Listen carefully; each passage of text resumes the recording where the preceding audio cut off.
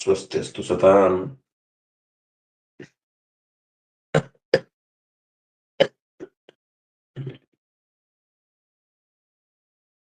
ಹರಿ ಓಂ.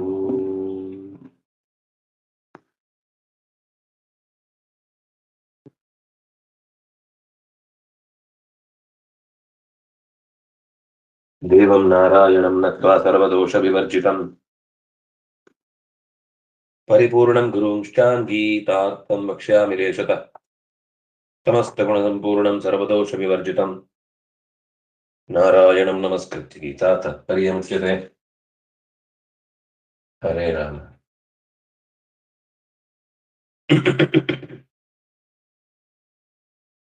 ಉತ್ಕರ್ಷ ಹೇತು ವೃಕ್ಷೇಭ್ಯೋ ಯ ಏವ ಅಶ್ವತ್ಥ ನಾಮಕಃ. ಯಾವುದು ಅಂತರಂಗದಿಂದ ಉತ್ಕರ್ಷಕ್ಕೆ ಎತ್ತುವುದರಲ್ಲಿ ತುಂಬ ಸಹಾಯ ಮಾಡುತ್ತೋ ಅಂತಹ ವೃಕ್ಷಗಳಲ್ಲಿ ಅಶ್ವತ್ಥ ಶ್ರೇಷ್ಠವಾದದ್ದು. ಅದರ ಪಕ್ಕದಲ್ಲಿದ್ರೆ ನಮ್ಮ ಉಸಿರಾಟ ಸಾಂಗವಾಗುತ್ತೆ ಮತ್ತು ಅದರಲ್ಲಿರುವ ದೇವತಾ ಗಣ ನಮಗೆ ಅತ್ಯಂತ ಹೆಚ್ಚಿನ ಬಲವನ್ನೀಯತೆ ಎನ್ನುವ ಕಾರಣಕ್ಕಾಗಿ ಹಲವು ವೃಕ್ಷಗಳ ನಡುವೆ ಅಶ್ವತ್ಥವನ್ನ ನಾನು ವಿಶೇಷವಾಗಿ ಆಶ್ರಯಿಸಿದ್ದೇನೆ ಅಂತ ಹೇಳಿದ. ಆ ಬಳಿಕ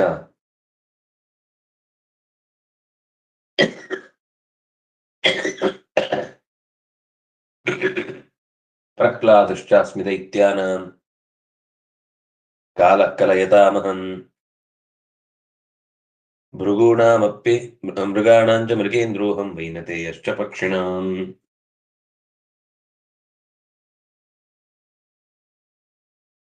ದೈತ್ಯಾನಾಂ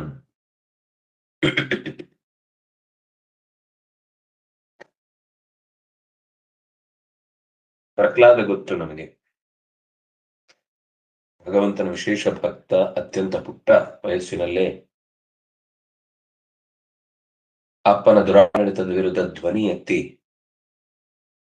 ಅಪ್ಪನಿಂದಲೇ ಹಲ್ಲೆ ಒಳಗಾಗಿ ಅವನಿಗೆ ಒಂದು ಬೆಂಬಲಕ್ಕೆ ಒಬ್ಬ ಗುರು ಆಗಲಿ, ಒಬ್ಬ ತಂದೆ ಆಗಲಿ, ಚಂಡಾಮರ್ಕರು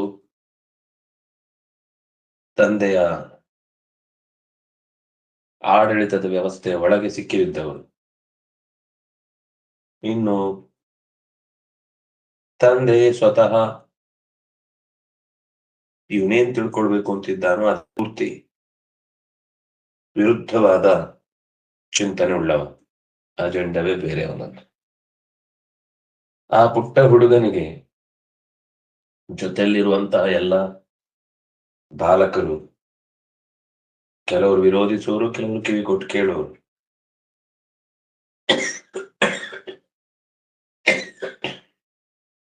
ಅವನಿಗಿದ್ದ ಕಷ್ಟದ ಮುಂದೆ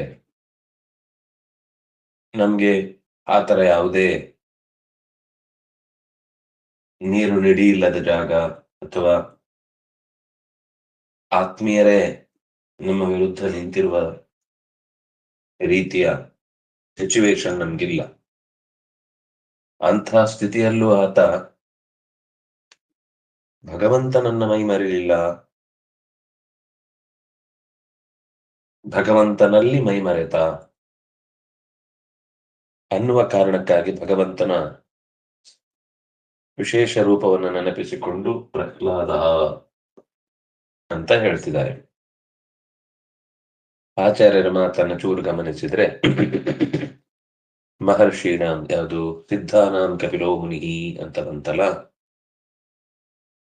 ಸುಖರೂಪ ಪ್ರಾಪ್ಯತೆ ಲೀಯತೆ ಚ ಜಗತ್ ಅನೇನ ಇತಿ ಕಪಿಲ. ಸುಖರೂಪ ಪಾಲ್ಯತೆ,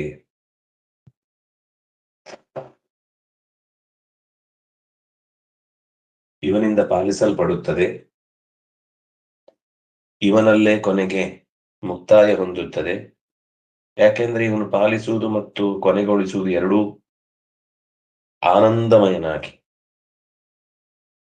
ಅಯ್ಯೋ ಅದೊಂದು ದೊಡ್ಡ ಜವಾಬ್ದಾರಿ ಮಾಡದೇ ಇದ್ರೆ ನಾಳೆ ನನ್ನ ಕೆಲಸಕ್ಕೆ ಕುತ್ತು ಬರುತ್ತೆ ಅಂತ ಮಾಡುವುದಲ್ಲ. ಮಾಡಬೇಕಾದ ಕೆಲಸದಲ್ಲಿ ಶ್ರದ್ಧೆ ಮತ್ತು ವ್ಯಕ್ತಿಗತವಾಗಿ ಒಂದು ಪೈಸೆ ಲಾಭ ಇಲ್ಲದೆ ತನ್ನಲ್ಲಿ ಪೂರ್ಣವಾದ ಆನಂದವನ್ನ ಹೊಂದಿಯೂ ನಡೆಸ್ತಾನೆ ಅನ್ನೋದೇ ದೊಡ್ಡ ಕರುಣೆ. ಆ ಕರುಣಾಮಯನಾಗಿ ಕಪಿಲ ಸುಖರೂಪನಾಗಿ ಜಗತ್ತಿಗೆ ಪಾಲನೆ ಪೋಷಣೆಗಳನ್ನು ಮಾಡ್ತಾ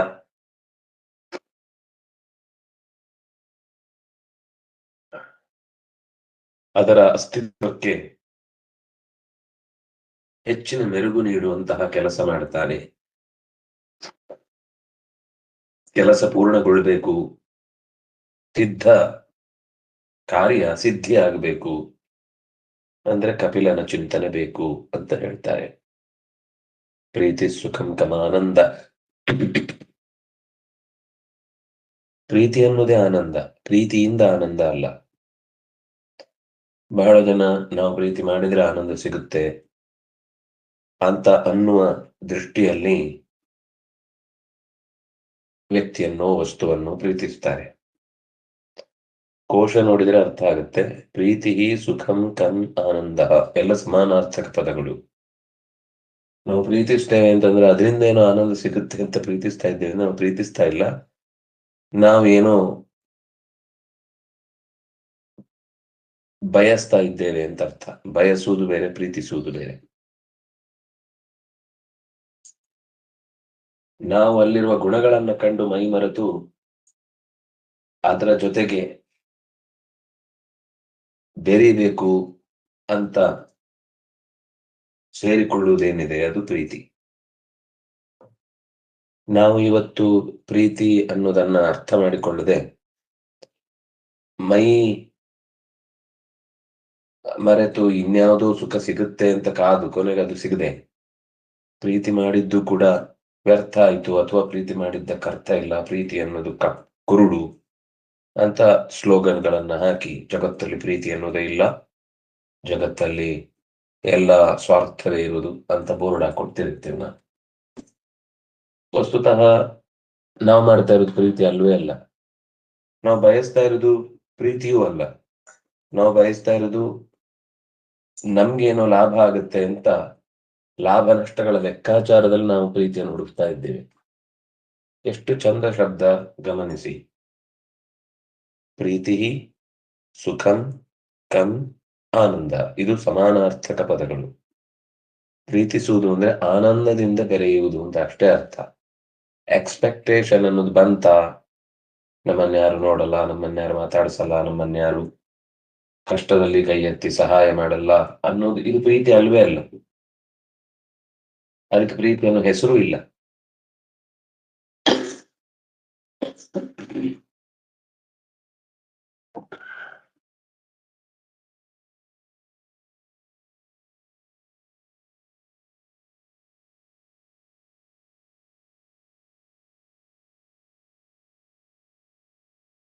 ಜಗತ್ತಿನ ವ್ಯವಸ್ಥೆಗಳ ಮಧ್ಯದಲ್ಲಿ ಇವತ್ತು ಕಳೆದು ಹೋದದ್ದು ನಾವು ಎಕ್ಸ್ಪೆಕ್ಟೇಷನ್ ಜೊತೆಗೆ ನಾವು ಅವರಿಗೆ ನೀಡುವ ಅಂದ್ರೆ ಮಾಡುವ ಸಹಾಯವೋ ಉಪಕಾರವೋ ಅದನ್ನು ನಾವು ಪ್ರೀತಿ ಅಂತ ತೋರಿಸ್ತಾ ಇದ್ದೀವಿ.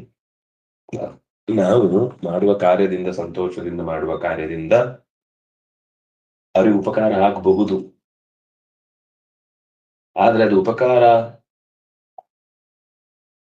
ಆಗಿದೆ, ಅದರಿಂದಾಗಿ ಪ್ರತ್ಯುಪಕಾರದ ನಿರೀಕ್ಷೆ ಬಂದ್ರೆ, ದೇವರು ಅಕಸ್ಮಾತ್ ಅವನು ಪ್ರೀತಿಸುವುದು ಅಂತ ನಮ್ಮ ಭಾಷೆಯಲ್ಲಿ ದೇವರ ಪ್ರೀತಿಯನ್ನು ನಾವು ಅಳಿಲಿಕ್ಕೆ ಹೋದ್ರೆ, ನಾವು ದೇವರ ಪ್ರೀತಿಗೆ ಅರ್ಹವಾದ ಯಾವ ರೀತಿಯ ಬದುಕನ್ನು ನಡೆಸ್ತಾ ಇದ್ದೇವೆ? ನಾವು ಏನನ್ನು ಎಕ್ಸ್ಪೆಕ್ಟ್ ಮಾಡ್ತೇವೋ ಪ್ರೀತಿ ಅಂದ್ರೆ, ಆ ಪ್ರೀತಿಯನ್ನು ದೇವರು ಎಕ್ಸ್ಪೆಕ್ಟ್ ಮಾಡಿದ ಅಂದ್ರೆ ನಮ್ಗೆ ಅವನ ಹತ್ರ ಹೇಳ್ಕೊಳ್ಳಿಕ್ಕೆ ಏನು ಸಂಗತಿಗಳು ಇದೆ? ಎಲ್ಲ ಎಡವಟ್ಟುಗಳ ಪರಂಪರೆಯ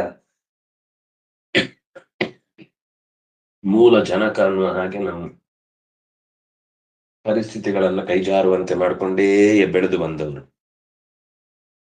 ಇನ್ನೊಂದರ್ಥ ಅಂದ್ರೆ ಇನ್ನೊಂದು ರೀತಿಯಲ್ಲಿ ಸುಖ ಅನ್ನುವುದನ್ನು ವ್ಯಾಖ್ಯಾನ ಮಾಡಿದ ಉಪನಿಷತ್ತಿನ ಮಾತು ಪ್ರಾಣೋವಾ ಬ್ರಹ್ಮ ಕಂ ಬ್ರಹ್ಮ ಖಂ ಬ್ರಹ್ಮ ಅಂತ. ತುಂಬಾ ಸುಂದರವಾದ ಮಾತು.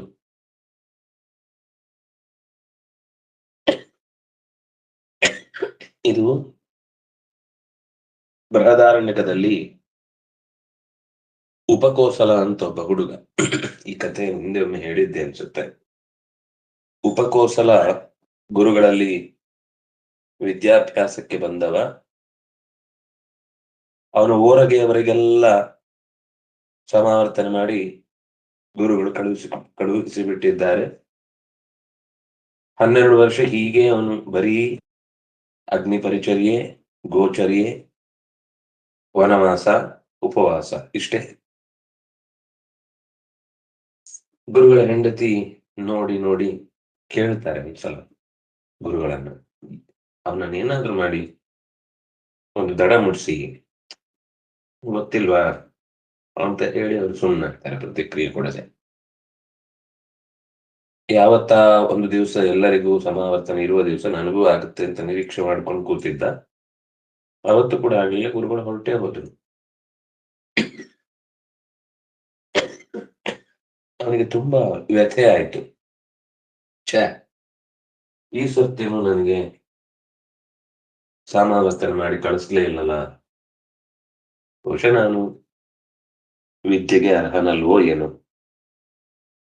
ತೀವ್ರ ದುಃಖ ಆಗಿತ್ತು. ಜ್ಞಾನ ಅನ್ನೋದು ಅವನ ಬಹಳ ಆಸಕ್ತಿದಾಯಕ ವಿಷಯ. ಜ್ಞಾನದಿಂದ ಏನೋ ಸಿಗುತ್ತೆ ಅಂತಲ್ಲ, ಜ್ಞಾನ ಅನ್ನೋದೇ ಅವನಿಗೆ ಖುಷಿ. ಎಷ್ಟೇ ಕಲ್ತಾಗಿದ್ರು ಕೂಡ ಅದು ಗುರುಗಳು ನಿನ್ನ ಕಲಿಕೆಯ ಮುಖ್ಯ ಭಾಗವನ್ನ ನೀನು ಕಲ್ತಿದ್ದಿ, ಮುಕ್ತಾಯಗೊಳಿಸಿದ್ದಿ ಒಂದು ಹಂತಕ್ಕೆ ಅಂತ ಹೇಳಿದ್ರೇನೆ ಅದು ಆಮೇಲೆ ಒಂದು ಮಟ್ಟವನ್ನ ಮುಟ್ಟಿದೆ ಅಂತ ಮತ್ತೆ ಮುಂದುವರಿಸಲಿಕ್ಕೆ ಒಂದು ಹೊಸ ಸ್ಟೆಪ್ ಸಿಕ್ಕಿದೆ ಅಂತ ಗೊತ್ತಾಗುತ್ತೆ.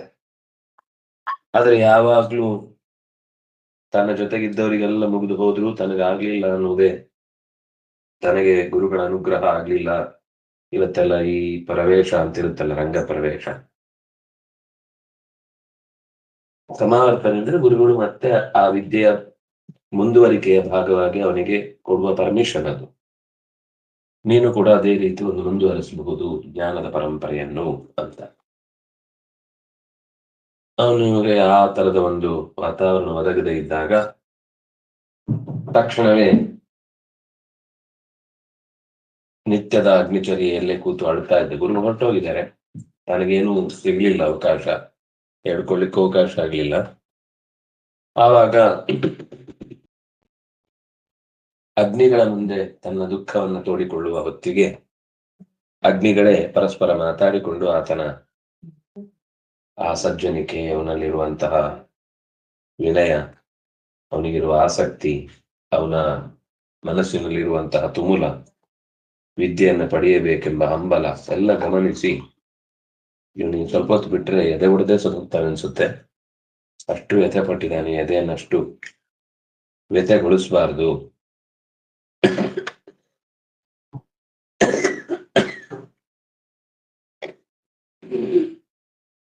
ಅಂತ ಯೋಚನೆ ಮಾಡಿ ಅವುಗಳೇ ನೇರವಾಗಿ ಮೂರ್ತಿ ವೆಚ್ಚ ಬಂದು ಅವನನ್ನ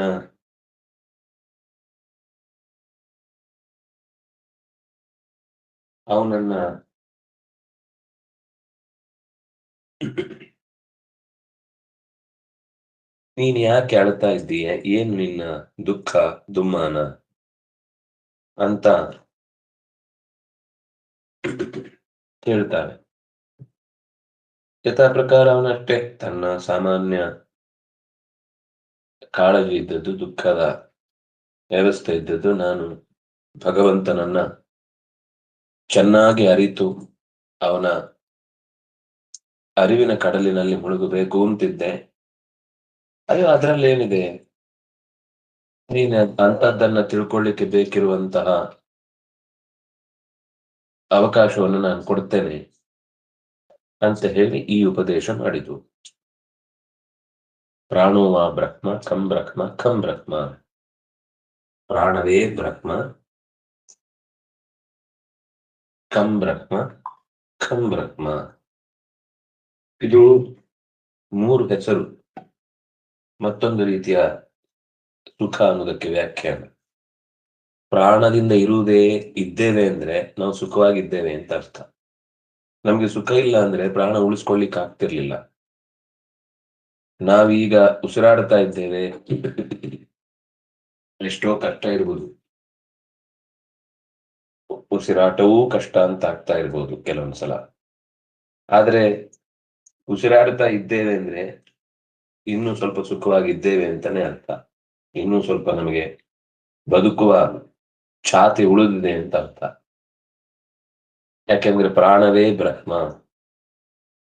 ಆ ಸುಖಮಯವಾಗಿ ನಾವು ನಮ್ಮ ದೇಹವನ್ನ ಒಪ್ಪಿಕೊಂಡು ಅದರ ಜೊತೆಗೆ ಬಾಳ್ವೆ ನಡೆಸ್ತಾ ಇದ್ದೇವೆ ಅನ್ನೋದೇ ಭಗವಂತನಿಗೆ ಮೆಚ್ಚುಗೆಯಾಗುವಂಥದ್ದು. ಪ್ರಾಣ ಅಂದ್ರೆ ಚೇಷ್ಟೆ. ಇನ್ನೂ ದೇಹದಲ್ಲಿ ಚೇಷ್ಟೆ ಇದೆ ಅನ್ನೋದೇ ಸುಖ. ಸುಖ ಇಲ್ಲದೆ ಇದ್ರೆ ಈ ಯಾವ ಚೇಷ್ಟೆಗಳು ಇರ್ತಿರ್ಲಿಲ್ಲ. ಸುಖ ಇಲ್ಲದೆ ಇದ್ರೆ ಈ ಯಾವ ಸಂತೋಷಗಳು ಇರ್ತಿರ್ಲಿಲ್ಲ. ಈ ಸುಖ ಇದೆ ಅನ್ನೋದಕ್ಕೆ ಮುಖ್ಯ ಕಾರಣವೇ ನಮ್ಮೊಳಗೆ ಭಗವಂತನ ಕುರಿತಾದ ಈ ಪ್ರಜ್ಞೆ ಇಲ್ಲದೆ ಇದ್ರೂ ಕೂಡ ಅವ್ರು ನಮ್ಮ ಜೊತೆಗೆ ಇರುವುದ್ರಿಂದ ಒಂದು ಆನಂದ ಇದೆ. ಇಷ್ಟೆಲ್ಲ ಓಡಾಟ ಸಂಚಾರ,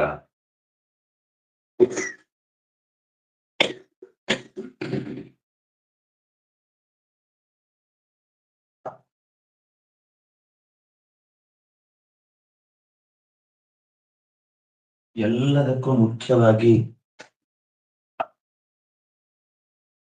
ಪ್ರಪಂಚದ ಪ್ರತಿಯೊಂದು ವಸ್ತುಗಳನ್ನ ಕಾಣುವಾಗ, ಸದ್ದನ್ನ ಕೇಳುವಾಗ,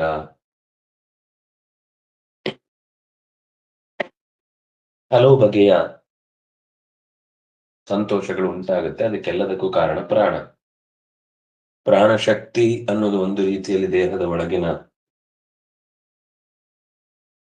ತಿಂದ ಉಂಡ ವಸ್ತುಗಳನ್ನ ಜೀರ್ಣ ಮಾಡಿ, ಆ ಜೀರ್ಣವಾದ ಪದಾರ್ಥದಿಂದ ಹುಟ್ಟಿದ ಎನರ್ಜಿ ಅದು ದೇಹದ ಪ್ರತಿಯೊಂದು ಮೂಲೆಗೂ ಸಾಗಿ, ಆ ಪ್ರತಿಯೊಂದು ಇಂದ್ರಿಯಗಳನ್ನ ಉಪಯೋಗಿಸುವಾಗ ಅದರಲ್ಲಿ ಕೊರತೆ ಇಲ್ಲದಂತೆ. ನಾನು ಕೈ ಎತ್ತಬೇಕು ಅಂದಾಗ ಕೈ ಎತ್ತಲಿಕ್ಕೆ ಆಗ್ತಿದೆ.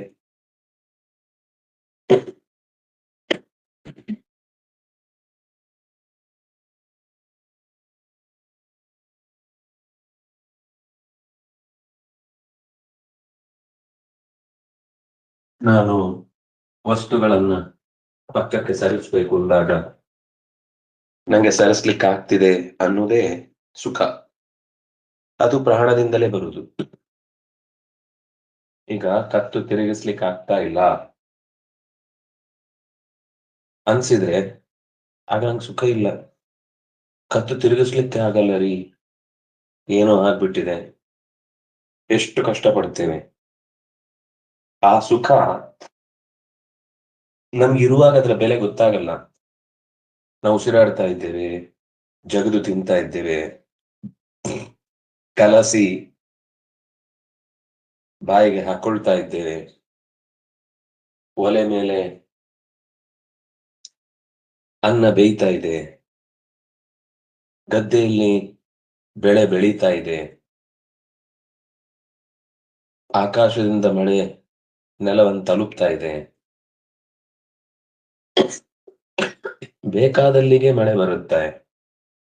ಅದೇ ಬೆಳೆ ಮೇಲೆ ಬಿದ್ದದ್ರಿಂದ ಅದು ಬೆಳೆಯಾಗಿ, ಅನ್ನವಾಗಿ, ಜೀರ್ಣವಾಗಿ, ದೇಹದ ಧಾತುವಾಗಿ, ಅದೇ ಮುಂದೆ ಸಂತತಿಯಾಗಿ, ಹೀಗೆ ಎಷ್ಟು ಚಟುವಟಿಕೆಗಳು ಪ್ರಾಣದಿಂದ ಇದೆ. ಹಾಗಾಗಿ ಪ್ರಾಣ ಅನ್ನೋದೇ ಬ್ರಹ್ಮ, ಚಟುವಟಿಕೆ ಅನ್ನೋದೇ ಆನಂದ ಸ್ವರೂಪ. ಮತ್ತೆ ಆನಂದ ಅಂದ್ರೆ ನಿರಂತರ ತನ್ನ ಕೆಲಸ ತಾನು ಮಾಡ್ತಾ ಹೋಗ್ತಾ ಇರುವುದು, ಸಂತೋಷದಿಂದ ಮಾಡ್ತಾ ಇರುವುದು. ಮಾಡುವುದಕ್ಕೆ ಇದು ಮಾಡ್ಬೇಕಿತ್ತ ಅಂತ ಲೆಕ್ಕಾಚಾರ ಇಲ್ಲದೆ ಕೇವಲ ಜವಾಬ್ದಾರಿಯೋ ಕರ್ತವ್ಯವೋ ಮಾಡ್ತಾ ಹೋಗ್ತಾ ಇರುವುದೇ ಬ್ರಹ್ಮ. ಕಂ ಇದರಿಂದಲೇ ಆನಂದ, ಈ ಚಟುವಟಿಕೆಯೇ ಆನಂದ, ಅದರಿಂದ ಸ್ವರೂಪವೇ ಆನಂದ. ಕಂ ಬ್ರಹ್ಮ, ಮೊದಲು ಚಟುವಟಿಕೆ ಬ್ರಹ್ಮ, ಆ ಚಟುವಟಿಕೆ ಇರುವುದರಿಂದಲೇ ಕಂ ಆನಂದ. ಖಂ ಆ ಆನಂದದಿಂದ ಮತ್ತಷ್ಟು ಚಟುವಟಿಕೆ. ಈ ಸ್ವಾರಸ್ಯ. ಪ್ರಾಣ ಅಂದ್ರೆ ಚಟುವಟಿಕೆ, ಅದೇ ಬ್ರಹ್ಮ. ಕಂ ಬ್ರಹ್ಮ, ಅದು ಆನಂದ ಸ್ವರೂಪ. ಆ ಆನಂದ ಸ್ವರೂಪವಾದದ್ರಿಂದ ಮತ್ತೆ ಖಂ, ಖಂ ಅಂದ್ರೆ ಖನತಿ, ಇನ್ನಷ್ಟು ಅಗೀತಾ ಹೋಗುತ್ತೆ ಇಂದ್ರಿಯಗಳು ಸುಖವನ್ನ, ಪದಾರ್ಥಗಳನ್ನ, ಮನಸ್ಸು ವಿಷಯಗಳನ್ನ. ಇದು ಮೂರು ಶಬ್ದಗಳು ಕೂಡ ಆನಂದ ಅನ್ನೋದಕ್ಕೆ ಬೇರೆ ಬೇರೆ ಹೆಸರು. ಪ್ರಾಣ, ಕಂ, ಬ್ರಹ್ಮಂ ಅಂತ.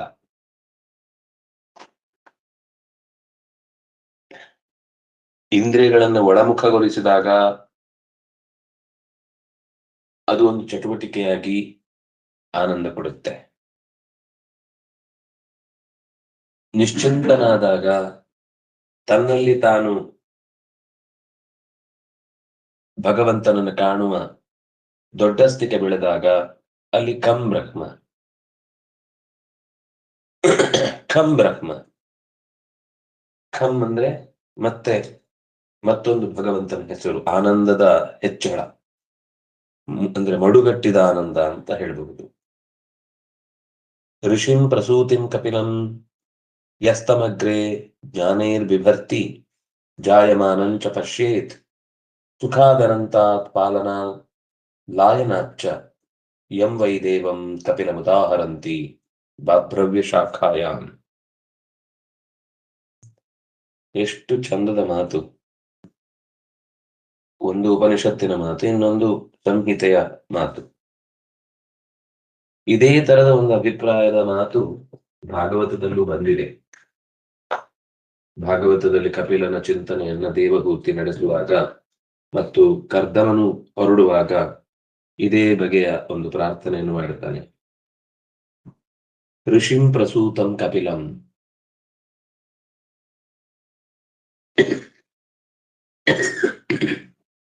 ಮಹರ್ಷಿ ಕಪಿಲಾಚಾರ್ಯ ಅಂತ ಸಹಸ್ರನಾಮದಲ್ಲಿ ಹೇಳುವಂತಹ ಋಷಿಯನ್ನ ಅಗ್ರೇ, ಎಲ್ಲದಕ್ಕಿಂತ ಮೊದಲು, ಜ್ಞಾನೈ ಬಿಭರ್ತಿ,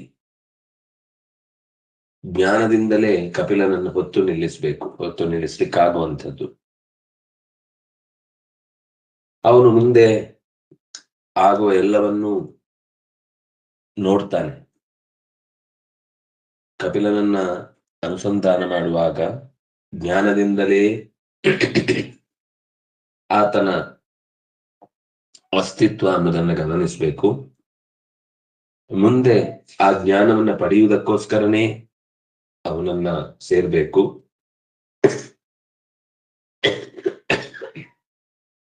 ಇನ್ನು ಸುಖಾದನಂತಾತ್, ಅನಂತ ಸುಖಕ್ಕೆ ಕಂ ಅಂತ ಹೆಸರು. ಪಾಲನಾತ್ ಪಿಂ ಅಂತ ಹೆಸರು. ಲಾಯನಾತ್ ಲಂ ಅಂತ ಹೆಸರು. ಯಂ ವೈ ದೇವಂ ಕಪಿಲಮುದಾಹರಂತಿ,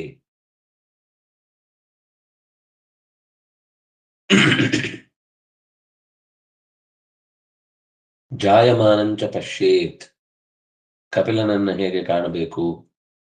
ಅರಿವಿನ ಮೊತ್ತವಾಗಿ ಕಾಣಬೇಕು. ಅರಿವನ್ನ ಎಲ್ಲರಿಗೂ ಕೊಡುವುದಕ್ಕಾಗಿಯೇ ಇಳಿದು ಬಂದಿದ್ದಾನೆ ಕಪಿಲ ಅನ್ನುವ ಶಕ್ತಿಯ ಮೂಲಕ. ಜಗತ್ತಿಗೆ ಅರಿವು ಅನ್ನೋದು ಹೆಚ್ಚಿದೆ ಅಂತ ಇದಕ್ಕಾಗಿಯೇ ಉದಾಹರಂತಿ, ಕಪಿಲಂ ಉದಾಹರಂತಿ.